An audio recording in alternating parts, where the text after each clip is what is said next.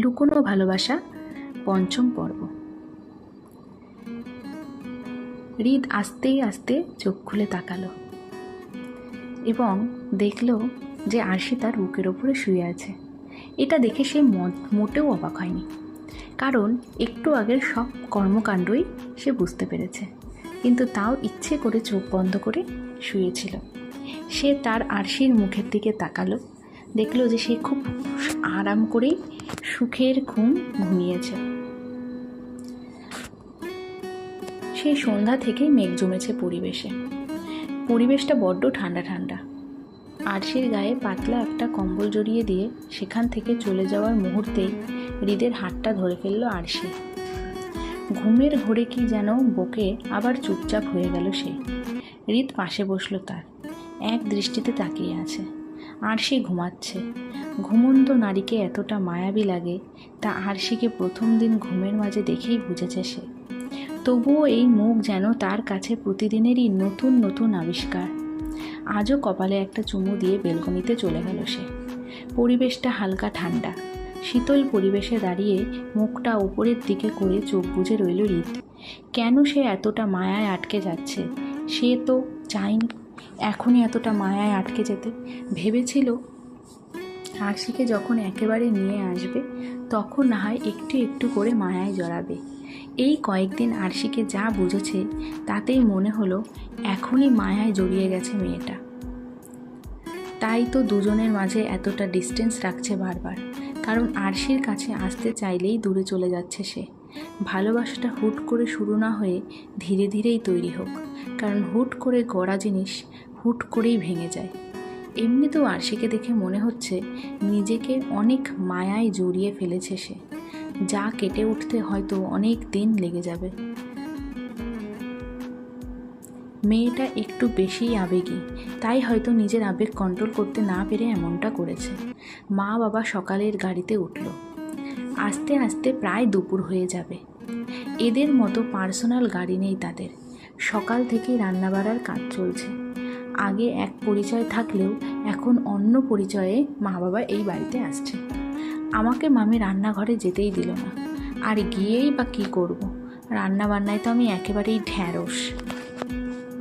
বাবা মা গাড়িতে উঠল এটা শোনার পর সেই সকাল থেকেই ব্যালকনিতে বসে চাতক পাখির মতন তাকিয়ে আছি, আর মনে হচ্ছে অনেক দিন পর বাবা মাকে দেখব আজ। সত্যি বলতে তাদের ছাড়া এত দূরে কখনো থাকা হয়নি, তাই এমনটা লাগছে যেন বাবা মা আসতেই দৌড়ে গিয়ে তাদের জড়িয়ে ধরবো আমি। আবার বাবা মায়ের সাথে এখান থেকে চলে যাব এটা ভাবতেও মন খারাপ হয়ে যাচ্ছে। দুপুরের আগে বাবা মা এসেছে। হৃদ ভাই আজ বাড়িতেই আছে। তাকে দেখেই বোঝা যাচ্ছে তার মনটা খুব খারাপ।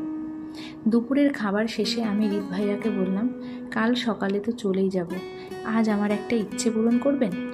উনি সাথে সাথেই বলল, বলো। আজ বিকেলটা আমাকে দেবেন আপনি?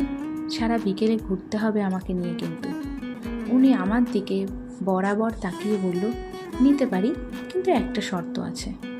আমি জিজ্ঞাসা ভঙ্গিতে তাকালাম তার দিকে এবং জিজ্ঞাসা করলাম, কি? ওই দিনের মতন আজও শাড়ি পরে যেতে হবে। নীল শাড়ি, হাতে নীল কাচের চুড়ি। আমি একটু অবাক হলাম না,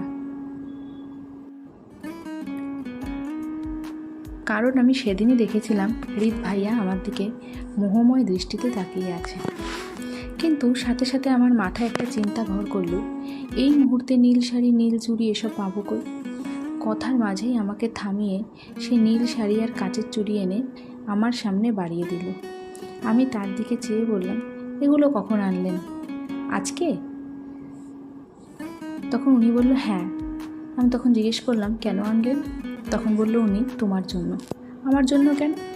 তোমাকে দেখবো তাই। আমাকে আপনার ভালো লাগে তাই না? সে আর কথা বাড়ালো না, আমাকে বলল, শাড়ি পরা শেষ হলে আমায় ডাক দিও। কিন্তু আমি তো শাড়ি পরতেই পারি না। ওই দিন কে পরে দিয়েছিল তাহলে? মামি। আচ্ছা, আমি মাকে পাঠাচ্ছি। মেঘলা আকাশ, হালকা বাতাসে রাস্তার পাশে ফুলগুলো দোল খাচ্ছে। একটা রিকশায় করে যাচ্ছি আমরা, কিন্তু আজ ওই দিনের মতন আর দূরে সরে বসেনি সে, বরং এক হাতে আমাকে ধরে রেখেছে। এতে আমি একটু অবাক হলেও কিছু বললাম না। বললে পরে যদি ছেড়ে দেয়, তার চেয়ে চুপচাপ থাকাটাই ভালো। তবে আমার মাথায় অন্য একটা চিন্তা ঘুরপাক খাচ্ছে। আমি আগামীকালই বাড়ি ফিরে যাব, আর বাড়ি ফেরা মানে আসিফের কাছাকাছি চলে যাওয়া। সে এই কয়দিনে নিজেকে শুধরে নিয়েছে, নাকি আগের মতনই আমার পিছনে পড়বে কে জানে। আর জন্ম থেকে গড়ে ওঠা বিকৃত মস্তিষ্কের মানুষ কি এত সহজে শুধরায়? না জানি আমার কপালে কি আছে। আচ্ছা, পুরো ব্যাপারটা কি রিত ভাইয়াকে খুলে বলবো? খুলে বললে সে কি কিছু করতে পারবে? আমাকে কি তাহলে যেতে দেবে না? কয় মাস পরেই তো আবার আমার এক্সাম, যেতে তো আমাকে হবেই। নাকি আমার সাথে কুমিল্লা চলে যাবে সে, আর ওদের সাথে ঝামেলা করবে। কিন্তু ওর মতন একটা সহজ সরল মানুষ কখনোই আসিফের সাথে ঝামেলায় পারবে না। এতে আরও রিত ভাইয়ারই ক্ষতি হবে, আর ওর কিছু হলে আমি কি করে সইব? থাক, তার চেয়ে বরং বলার দরকার নেই। আমি খুব ভাবুক ভঙ্গিতে বসে রইলাম। আমি তার দিকে চেয়ে বললাম, ভাইয়া। উনি আমার দিকে ভ্রু কুঁচকে তাকালেন। হয়তো সে ভাইয়া ডাকটা মেনে নিতে পারেনি। আমি আবার বললাম, তো আপনাকে কি ডাকবো? এতদিন কি ডেকেছ? কিছুই ডাকেনি, এমনি ইশারা দিলেই তো বুঝতেন। তাহলে এখন ভাইয়া ডাকলে কেন? ইশারাই দাও। মুখ ফুসকে বেরিয়ে গেছে তাই। সামনে থেকে রিস্কাওয়ালা মামা বলল, কাজিন বিয়ে করেছেন তাই না মামা? উনি ছোট করে উত্তর দিল, কেন? সে রিক্সা চালাতে চালাতে বলল, কাজিন বিয়ে করলে এই এক সমস্যা। আমিও আমার চাচাতো বোনকেই বিয়ে করেছিলাম। আব্বা আর চাচা মিলে আমাদের বিয়ে করিয়ে দিয়েছিল। এরপর আমার বউ, ও এমন সবার সামনে আমাকে ভাইয়া বলে ডাকতো। রিত ভাই একটু হেসে বলল, এখনও কি ভাইয়া ডাকে? কি কন মামা, এখন কি আর সে পিচ্ছি আছে নাকি? বড় হয়েছে না, মাঝে মাঝেই দুষ্টুমি করে ডাকে আর কি। তবে আমার প্রথম বাচ্চা হওয়ার পর যখন ওই বাচ্চা বড় হচ্ছিল, তখনই সে হঠাৎ আমায় ভাইয়া ডেকে বসত। একদিন আমার ছেলেটা শুনে ফেলে তা, আর আমাকে এসে মামা ডাকা শুরু করে। বলতো, মামা আম্মু ডাকছে, মামা খেতে আসেন, মামা আজ বের হবেন না? এরপর তাকে সে উত্তর দিল, আপনি আম্মুর ভাই হলে আমার তো মাম্মাই হবে, তাই না? এই কথা শুনে আমি যে লজ্জায় মাথা নিচু করে বসে আছি। সামান্য ভাইয়া শব্দটাকে কেন্দ্র করে আমার বাচ্চা আজ আমাকে মামা বলে ডাকলো। কিন্তু আমার পাশে বসে থাকা রিত ভাই টুকু জামাই এক নাগারে হেসেই চলেছে কথাটা শুনে। আমি একটু রাগ নিয়ে বললাম, এই মামা রিক্সা থামান তো। এরপর সেই রিক্সা থামাতেই আমি নেমে গেলাম। রিত ভাই আমার দিকে চেয়ে বলল, কি হলো, নেমে গেল কেন? আপনিও নামুন, একসাথে হাঁটবো। পাশাপাশি হাঁটছি দুজন। তার পাশে হাঁটতে হাঁটতে বললাম, আমার না খুব কষ্ট হবে আপনাকে ছাড়া থাকতে। সে সোজাসুজিভাবে বলল, এটা তোমার আবেগ। আমি দাঁড়িয়ে গেলাম। তাহলে ভালোবাসা কোনটা? তোমার এখনও ভালোবাসার বয়স হয়নি। আমি একটু ঠোঁট উল্টে বললাম, আপনি তো বুড়ো হয়ে একেবারে পেকে গেছেন। যেভাবে কথা বলেন মনে হয় আপনি কয়েক বাচ্চার বাপ। উনি একটু হেসে বলল, আমার সেই বাচ্চাগুলো যার পেটে জমা আছে সে নিজেই তো এখনও ম্যাচিওর হতে পারেনি, নিজেই তো এখনও একটা বাচ্চা। তাহলে কিভাবে এখন আমার বাচ্চাগুলো সামলাবে? সময় হলে আমার বাচ্চা সামলানোর দায়িত্ব দেব তাকে। লজ্জায় মাটির নিচে ঢুকে যেতে ইচ্ছা করছে আমার। ওর মুখে দেখি কিছুই আটকায় না, খবিশ একটা। বুঝতে পারিনি উনি এরকম লাগাম ছাড়া হতে পারে। কথাই আছে, সুখের সময়গুলো খুব তাড়াতাড়ি চলে যায়। ঠিক আমার ক্ষেত্রেও তার ব্যতিক্রম নয়। এই কয়টা দিন যেন চোখের পলকেই কেটে গেল। আজকের পর আবার সব পূর্বের মতন হয়ে যাবে, শুধু পরিচয়টা থাকবে ভিন্ন। হালকা বাতাস বইছে, হাত দুটি মেলে দিয়ে তাকে নিয়ে উড়ে কোথাও হারিয়ে যেতে ইচ্ছা করছে আমার। যেখানে থাকবে শুধু আমি আর সে, ওটা হবে একমাত্র আমাদের পৃথিবী। হুট করে সামনে একটা বাইক এসে থামলো। এমন হওয়াতে চমকে উঠলাম আমি। রিত ভাইয়া গেল ঝালমুড়ি আনতে। আমি শাড়ির আঁচল গুছিয়ে রাগী দৃষ্টিতে ছেলেটার দিকে তাকালাম। এভাবে হুট করে কেউ সামনে এসে ব্রেক করে? আরেকটু হলেই তো আমার পরাণ পাখিটা উড়াল দিচ্ছিল। এইভাবে শাড়ি পরা পরীর মতন একটা রমণী একা রাস্তায় মাঝে দাঁড়িয়ে থাকাটা ঠিক মনে হচ্ছে না ম্যাডাম। ছেলেটার কথায় আমি তার দিকে ভ্রু কুঁচকে তাকালাম। ছোট্ট করে বললাম, সরি। সে আবার বলল, আকাশে প্রায় মেঘ জমে আছে, হয়তো বৃষ্টি আসবে। তো আপনি এভাবে একা দাঁড়িয়ে আছেন কেন? কোথাও যাবেন? এর মাঝেই ঝালমুড়ি হাতে রিত ভাইয়া আমাদের সামনে এসে দাঁড়ালো আর ছেলেটার উদ্দেশ্যে বলল, আরে সাগর তুমি? আমি একটু অবাক হলাম। রাস্তায় যাকে দেখে সেই তার পরিচিত নাকি আজও? ছেলেটাও আমার দিকে ইশারা করে হেসে বলল, ভাবি নাকি ভাইয়া? আরে না, আমার কাজিন। ভাইয়া, আপনার কাজিন তো দেখছি একদম পরীর মতন, যেন একদম নীলপরী। ধন্যবাদ। নাম কি ভাইয়া? উনি আমার হাত ধরে সেখান থেকে চলে যেতে প্রস্তুত হলো, আর ছেলেটাকে বলল, আচ্ছা তোমার সাথে আমি পরে কথা বলছি, এখন আসি, হ্যাঁ। বলেই আমাকে নিয়ে একটু দূরে চলে গেল। আমি তার দিকে চেয়ে অভিমানী চোখে বললাম, বউ বলে পরিচয় দিলে কি মান সম্মান কমে যেত? সে কিছু বলল না। তার নীরবতায় রাগ হলো আমার। তার দিকে চেয়ে বললাম, আমি বাসায় যাব। আচ্ছা চলো। আমি আবার থেমে বললাম, চলো মানে? আপনি না বললেন আজ সারা বিকেল আমায় সময় দেবেন? তুমি তো বলছো বাসায় চলে যাবে। আমি কপালে হাত দিয়ে বললাম, কোনটা বলা আর কোনটা অভিমান বোঝেনি না। হায় রে কপাল আমার। তিনি হাসলেন আর বলল, বুঝেছি আমি। শোনো, আমাদের ফ্যামিলির একটা নাম ডাক আছে, তো ওই ফ্যামিলির ছেলে হয়ে যদি আমি সবাইকে বলি আমি বিয়ে করে ফেলেছি, তাও ফ্যামিলি ছাড়া কাউকে না জানিয়ে, তাহলে সম্মানটা কোথায় দাঁড়াবে বলো? যখন তোমাকে একেবারে এখানে নিয়ে আসবো তখনই সবাই জানবে, এখন না। বুঝেছ? আমি একটু অভিমানী ভাব নিয়ে অন্যদিকে তাকিয়ে বললাম, বুঝেছি।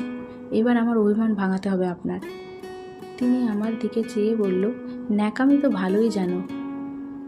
এখন চলো কোথাও বসি, না হলে এক্ষুনি বৃষ্টি নামবে আর আমরা ভিজে যাব। দিলে দেবে, আমি তো এত কিছু বুঝি না। প্রয়োজনে বৃষ্টিতে ভিজে কাক হয়ে যাব, তবুও এখান থেকে সরব না। না গেলে তুমিও ভিজো, আমি গেলাম। আমি তো ভিজতে পারবো না বাবা। জ্বর উঠলে তখন বুঝবে। উঠলে উঠবে, আমার হবে, আপনার কি? আপনি যান।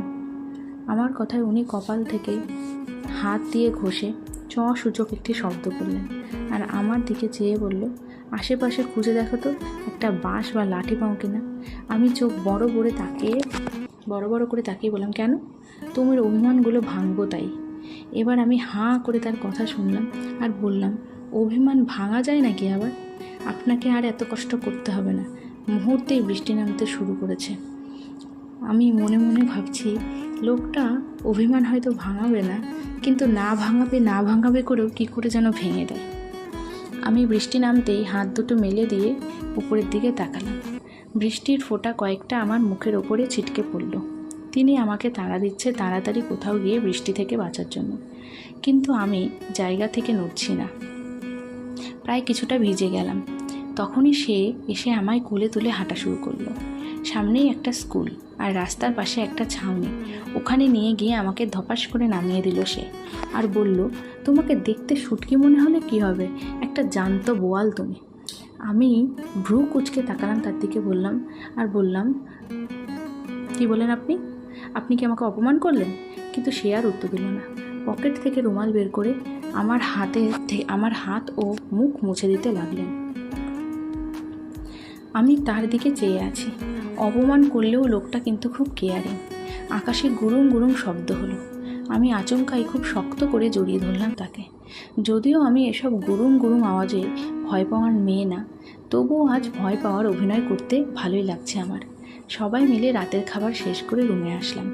ঈদ ভাইয়া কি জরুরি ফোনের কথা বলে বাইরে চলে গেল। এখন প্রায় রাত 12টা বাজে। এখনও আসার খবর নেই। আমার বিষণ্ণ মন আরও বিষণ্ণ হয়ে গেল। আজকে শেষ দিনটা ভেবেছিলাম তার সাথে থাকবো, তার বুকে মাথা রেখে ঘুমাবো। আজকের পর তো আর চাইলেও পারবো না, তাকে এভাবে জ্বালাবেও না কেউ। আজ রাতে বোধহয় ঘুম হবে না আমার। বেলকনিতে বসে আছি চুপচাপ। হসপিটালে একটা মানুষ হৃদকে ধরে অঝরে কাঁদছে। বয়স তার 30 কি 32-এর মতো হবে। জীবনের 30টা বছরের মতন কাটিয়ে দিল নিজের লাইফটা গোছাতে গোছাতে, যেন বিয়ের পরে সংসারে কোনো টান না পড়ে, স্ত্রীকে যেন কষ্ট চোখে দেখতে না হয়। খুব সুখী ছোট্ট একটা সংসার হবে তাদের। বছর 2 আগে বিয়ে করেছিল। তাদের এই 2 বছরের সংসার জীবনে কতটা সুখ ছিল তারা নিজেরাই তার সাক্ষী। আজ সকালে স্ত্রীকে নিয়ে হসপিটালে এসেছে। অন্তঃসত্ত্বা ছিল তার স্ত্রী। সারাটা দিন স্ত্রীর পাশে বসে কাটিয়ে দিল সে।